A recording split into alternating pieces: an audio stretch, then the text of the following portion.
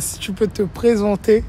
Je m'appelle Sacha Kibongué, j'ai 21 ans, je suis étudiant en géographie et je suis amiénois depuis tout petit. Yes. Qu'est-ce que tu dirais sur les droits des femmes? Qu'est-ce que tu en penses aujourd'hui en 2022? Je suis content que ce soit en évolution en France, Oui. même s'il y a encore beaucoup de choses à faire. Par exemple, là, je sais qu'il y a une histoire de femmes voilées qui n'ont pas le droit de faire du sport quand elles sont voilées.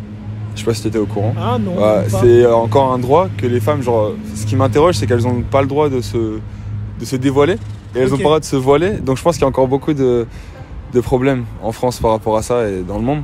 Oui. Du coup, le droit des femmes en général, je suis pour que tout le monde se batte pour le droit des femmes. Et quel droit tu défends le plus, à part celui-là, par exemple, des femmes voilées, et quoi d'autre que tu dirais en fait, La liberté de choisir, d'avoir assez d'argent et assez de moyens pour avoir sa propre maison, de ne pas être obligé d'être avec quelqu'un, un garçon ou quoi que ce soit, ou d'être avec ses parents, d'être libre, quoi. Ouais.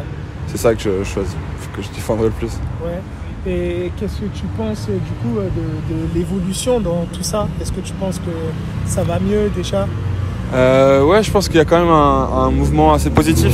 Ouais. Même depuis 2016, MeToo, tout ça, ça a évolué de plus en plus. Je sais pas si c'était en 2016, mais en tout cas, ça évolue de plus en plus. Ça vient de qui, de où Déjà, les réseaux sociaux, ça aide beaucoup. Ouais. Parce que ça libère la parole. Tous les jours sur Instagram, on voit c'est triste, mais c'est la réalité. Mais au moins, elles parlent, les femmes ou les hommes qui vivent ce genre de situation, des agressions sexuelles. Ils diffusent sur les réseaux, même des fois directement, le nom des personnes qui ont commis ces actes.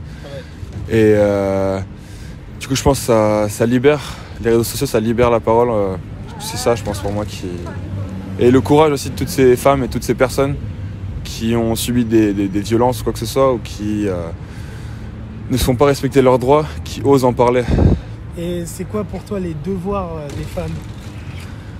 Déjà, les devoirs tout court, c'est dit que c'est compliqué. Alors, le devoir des femmes, je pense, c'est de suivre leur cœur, suivre leur instinct. C'est ça, avant tout, c'est ça. C'est ça que tout le monde soit heureux, c'est le principal. Il n'y a pas forcément de devoir. Elles doivent faire ci, elles doivent faire ça. Elles doivent faire ce qu'elles sentent qu'elles ont envie de faire. Ouais. Ce que leur cœur leur dit de faire avant tout. Pas forcément ce qu'on leur a appris. Parce qu'il y a certaines personnes qui naissent dans des situations où elles ont une pression sociale, elles ont une pression familiale. On attend beaucoup de choses d'elles ou d'eux. On attend beaucoup de choses. Et il faut qu'on suive nos cœurs. Je pense que c'est ça qui nous fera du bien.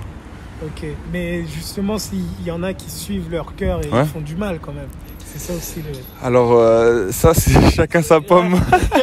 Parce que je peux pas aider, on peut pas influer sur le comportement des autres. C'est notre comportement, mon comportement à moi que je dois pouvoir gérer. Ouais. Et les autres, que Dieu les guide.